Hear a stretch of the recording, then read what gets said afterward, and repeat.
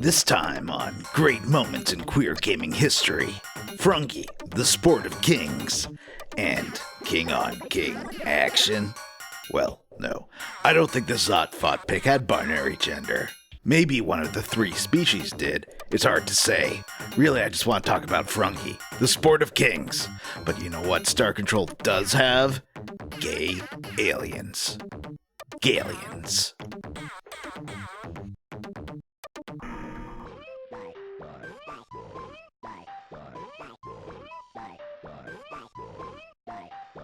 Hi, and welcome back to the third episode of Great Moments in Queer Gaming History, the least popular recurring series on Bears and Games Neo. I'm your host, Kubert, and I'm making these because if I don't, my brain will explode. It has too many facts about video games and facts about queerness, and especially facts about queerness in video games.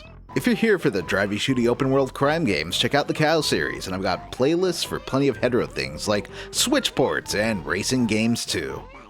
Now, Star Control 1 isn't the game people think of when you talk about Star Control. That would be Star Control 2, the famous one that people love. I missed out on Star Control 1 back in the day, only messing around with a pirated copy of it well after Star Control 2. But Star Control 1 looked amazing, and would have run fine on my dad's work PC, but I never demanded it as some kind of birthday or Christmas present back in 1990. I was stuck far too deep in the well of Sierra's output by then. But I did get a pirated copy of Star Control 2, and that was the one that really stuck with me, and I lost dozens of hours to it as a teen, because it was more of an open galaxy role-playing game. I did pick up a used cartridge of Star Control 1 for the Genesis a few years later, because I figured that the Genesis would be amazing for a shooter like Star Control. Think about how fast the Thunder Force games are, or Alien Soldier. Unfortunately, and this is a warning to anyone who might foster the same ideas, the Genesis port of Star Control 1 gets horrifying slowdown the second two ships are on the screen close to each other. It's unplayable. Unfortunately, Accolade, under their console ballistic label, didn't give Toys for Bob enough time to properly optimize this release. But I pored over the Video Games and Computer Entertainment review of Star Control 1 on release, in the January 1991 issue, and man, that mic-on-ship graphic looked so cool. I mean, look at it! The colors! The Video Games and Computer Entertainment review was a rave, and in the next issue it won their Best Sci-Fi Computer Game of the Year award. The review, by the already veteran video game journalist Bill Kunkel, opens like this. Quote, "Playing more these days, but enjoying it less? Does it seem like most of today's games are full of sound and fury that signify nothing? Do you yearn for the days of 2K programs with more play value than contemporary multi-megabyte epics?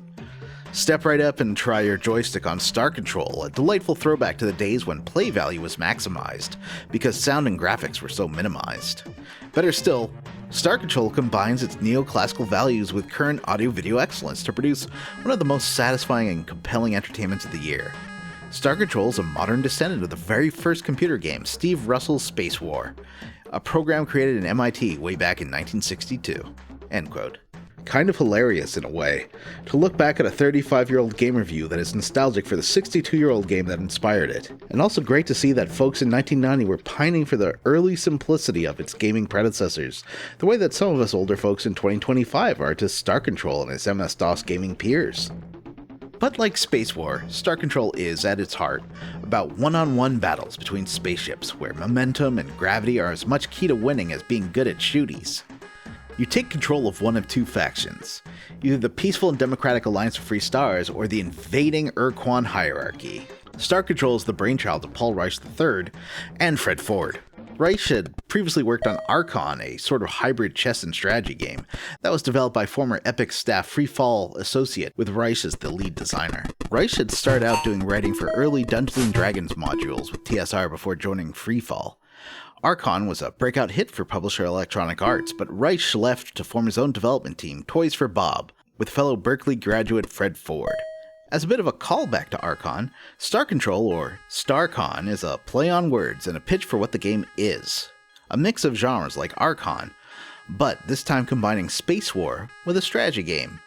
In space. The full game is not a linear narrative, but a collection of strategy scenarios where it's the Alliance versus Hierarchy as they establish colonies, mine, and build ships. It's resource management on a swirling galactic playfield. When a member of your fleet encounters an opposing warship, it switches to one-on-one ship combat in a top-down arcade view, much like that of Space War. The 8 ships on each side are not perfectly balanced, instead there's a give or take in terms of resource cost for each. You can make way more Shofixti ships since they're tiny and easy to explode, than a giant Chinjesu cruiser. And the alien races are a charming mix of 50s, 60s, and 70s science fiction tropes. On the good guy side, you've got the little space terriers, the Shofixti. They're quick to, breed, so they're an asset for crewing spaceships quickly. Their ship also has the ability to explode, and they do so joyously. Other Alliance races include the humans, who have a cruiser that's basically an Enterprise with a double set of warp nacelles, and it includes close-range phasers that shoot out of any side of the ship, hitting nearby objects. Oh, and also, ICBMs. This ship has straight-up nuclear missiles. There's the Cyrene, the sexy ladies of the space world, with a giant ribbed penetrator that both shoots from the tips and calls with a haunting song that lures the seamen out of the alien craft. Because they're hot ladies, you see. The Chenjetsu are crystalline beings with a DOGI projectile that will harass and drain the batteries out of your opponent, as well as shooting a less useful than it looks gem shot that breaks into 8 pieces. The Mrrm are a bunch of robots with a ship whose wings switch from pushback speed mode to a T-shape for increased maneuverability, but less speed, F-14 style. Oh, and straight up little blue alien men who ride on a little flying saucer are actually very good. That ship has basically no momentum. On the other side, there's the Vux. Very alien-looking alien folks who are accidentally insulted by the humans, and join the hierarchy out of spite, I guess. Their ship is one of my favorites. It has a deadly frontal laser beam and also shoots goop that covers your ship and slows it down, making it easy prey. They're disgusted by the appearance of humans, except for one of their captains in Star Control 2. Admiral Zex has a very intense alien fetish, to the point where he has detained aliens of various races, apparently for his pleasure, and he really, really enjoys looking at you. It's fun! The Ilrath, who are spiders, fly basically what is an off-brand Klingon warbird. It even cloaks. Many games with third-person one-on-one combat over the years have had a character that turns invisible, and here's the thing. Unless you're the computer, or you're playing on different monitors where the controlling player can still see their position, it doesn't work because you need to keep track of where you are. The Urquan themselves are tentacle nightmare bugs with dreadnoughts that fire off little fighter ships which expend 1 crew member per shot. Your ship's hit points, basically. My favorite of any of the alien races are the cowardly Spathi, who absolutely do not want to be there. They have a rear-facing BUTT gun that fires a deadly homing missile, as well as a quick forward burst shot. Most important for the purposes of this video, though, are the Androsynth. Let's read from the manual here, from the Star Control Division of Synthetic Special Reconstruction, Intergalactic Intelligence, or SSRII. Quote, SSRII employed a special team of socio-anthropsychs to analyze the Androsynths, which are humanoid clones. This race of renegade clones has been a thorn in the side of Star Control since it emigrated in the year 2535, shortly after physics experiments in which a team of Eurasian scientists subjected the clones to a series of cruel experiments. The resultant Hamburg Revolt, in which the captive clones seized effective control of the Baltic port for a time, collapsed, spurring the Androsynths to seek haven in space. Androsynth animosity towards Earthlings is well documented. The clones' wellspring of emotion has fueled 77 years of hostility. They adhere to the Urquan discipline gladly, as the hierarchy's warmongering sates the Androsynth's lust for revenge. Many an Earthling cruiser with an uncluttered laser display has flown on full alert in regions where Androsynth Guardians have occasionally been sighted. The thought of an undetected glittering Guardian in the neighborhood has spurred some cruiser captains to pulverize asteroids in hallucinations known in the flying fraternity as clone fever. The Androsynth Guardian consists of a strange layering of blue glass and platinum metal alloys. Its structure reflects the clone's obsession with aesthetics. In the words of one of the SSRII team, the Androsynths are the fashion designers of space warfare. The ship's design may be intended to lull an opponent into fatal complacency. End quote. They're modeled after the musical group Devo. How to ride a Honda scooter. First, select shirt pant combo. We suggest this. Or this. Next, select appropriate shoes. We suggest 2. Who might be best known for their biggest hit Whip It, but are in fact an excellent 80s new wave synth band you should totally check out. And always wear your helmet. There's one line from the manual about the Androsynth we should take a look at here. They're the fashion design engineers of space warfare. In 2025, you might read that and think, oh okay, they like well-designed battleships. But in 1989, this was a scathing, they were super gay stand-up comic observation, like saying a man liked quiche or washing his butthole. Now it's kind of hard to tell, but they've got the outline of a triangle in the black and white art in the manual, and in the tiny crew illustration during space combat, those triangles are made out to be pink. Pink triangles were frequently seen as part of the radical queer rights movement of the 1970s through 1990s, and a reappropriation of the symbols the Nazis used on gay men and trans women prisoners during the Holocaust. It's now a real queers and fuck you piece of iconography that was far less media friendly than the rainbow flag. I mean, it too has been corporatized to the point where you can purchase Nike sneakers with pink triangles on the heels, which is, well, it's certainly something. So why were the Androsynth clones created with these gay signifiers? Please note that the Devo connection is not part of this. I just mentioned that inspiration because Devo is super cool. I mean, you can infer one of them. They are all identical clones, and all male, so if they were created with a functioning sexual drive, they're probably banging each other, right? Okay, actually no, apparently it's part of the game's canon that they do not have functioning genitals, which is just mean. Anyway, quick side note, each clone has an alphanumeric designation, as you can see by the captain name in the combat view. They're all references either to media like HAL 9000 or weapons like the AK-47, and I was delayed to see the XR4 Ti, otherwise known as one of the 2 models imported to North America from Ford Europe, under the very short-lived Mercur name, based on the at first unloved and now classic Ford Sierra. As a kid, I always thought the badge said Zerati, which I like to use to this day when I have to name a lady character in an RPG. If I'm so special, shouldn't the leader of the Jedi train me? Okay, back to the point of this video.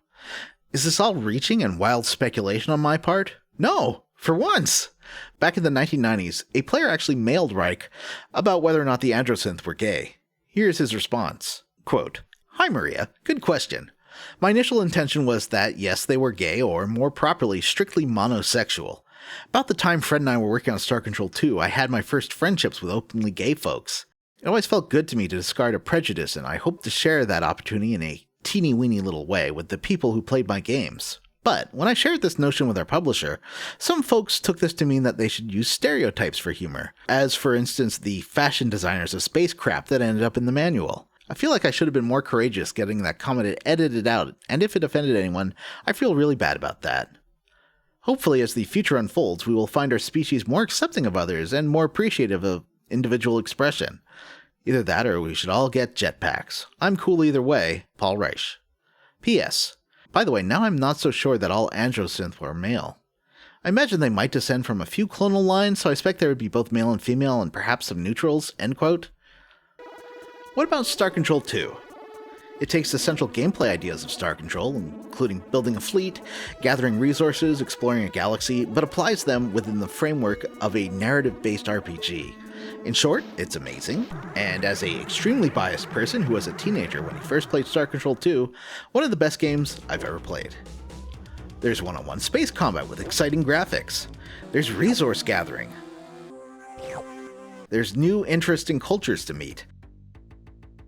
There's blue space ladies, beefy rhino boys, mythical ancestors harboring mysterious technologies, psychic Krangs, and so much more. It's got an addictive loop of planet searching, quest solving, and quick little bits of combat. Weirdly enough, combat can be so rare you may find yourself unable to even wrangle the controls until you map them to your game. At first, the combat in this game seems daunting and inscrutable, but once you get a handle on a few alien ships and how they move and fight, you'll get into the swing of things and find it pretty fun. And there is the old DOS game UI, which honestly isn't as bad as many from the era, with very simple menus. The tiny window for planet exploration may be frustrating though, but here's the thing. Don't play Star Control 2. Sure, it's available on Steam in a combo pack with Star Control 1, and I did buy that so I could have my first legal copy of the PC version of Star Control. The version of Star Control 2 on Steam sucks. It's run through DOSBox, has pixel smearing on by default, and is a pain. Fortunately, the game is also freeware on Steam with a modern version that runs great natively. Search Freestar's The Urquan Masters. It even has options like the 3DO voice acting and music, a new remastered soundtrack, and a whole lot more. Buy it today!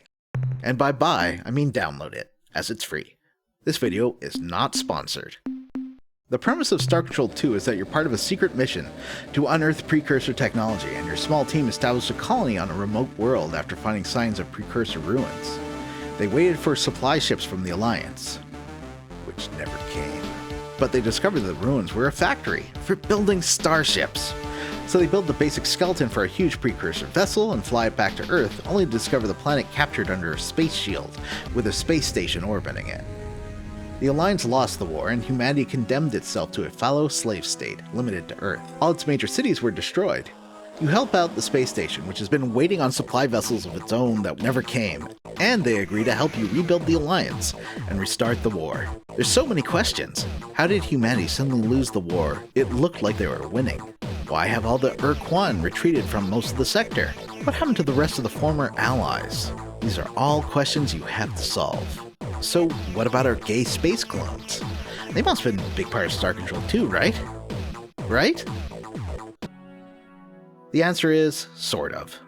You'll never meet the Androsynth in this game. A few years ago, the Urquan hierarchy stopped hearing from the Androsynth. You can head to their homeworld, given to them by the Urquan, Eta Vulpeculi 2. On it, the cities are all destroyed. Your science officer finds research labs and slowly pieces together that they were working on a form of rapid transit through other dimensions. But something in this other dimension noticed the Androsynth. There are no Androsynth now, only ores.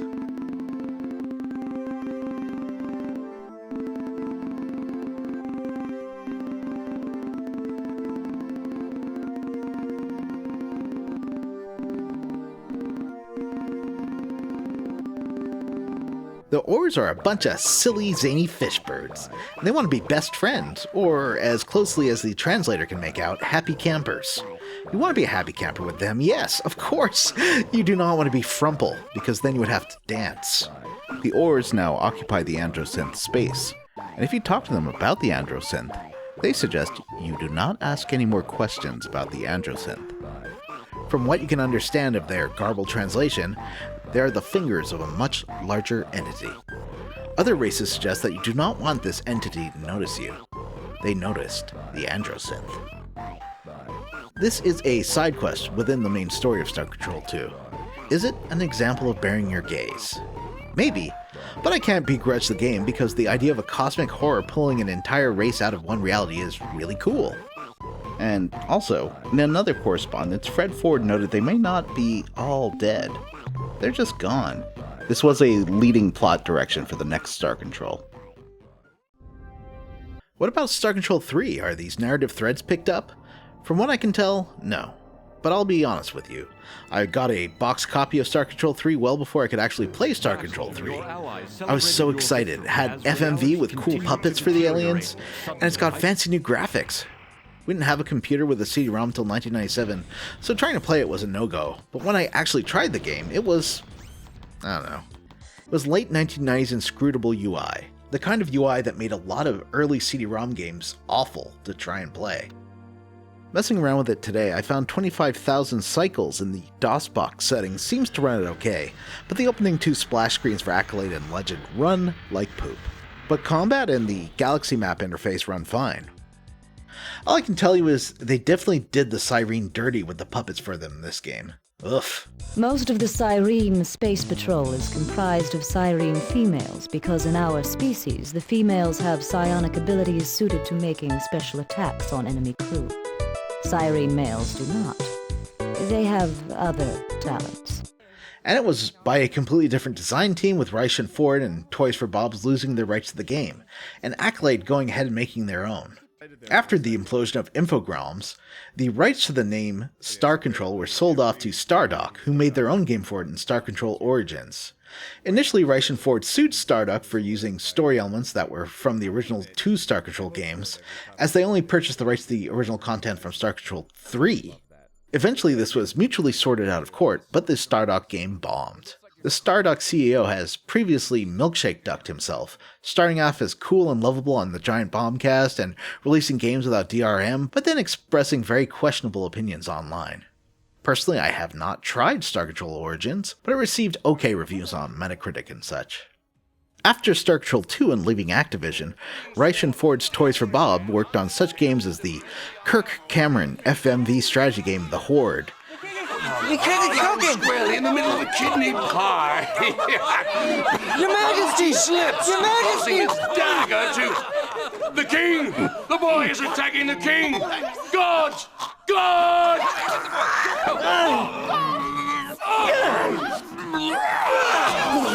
That one trippy PS1 game with the clown and the girl, Pandemonium. Giant monster spell. I don't know that one. Check the book. Check the book. To get rid of Youngo, seek a boon from the wishing engine. A boon? What the heck's a boon? A wish, you idiot. The groundbreaking Toys for Life series Skylanders and Crash Bandicoot 4.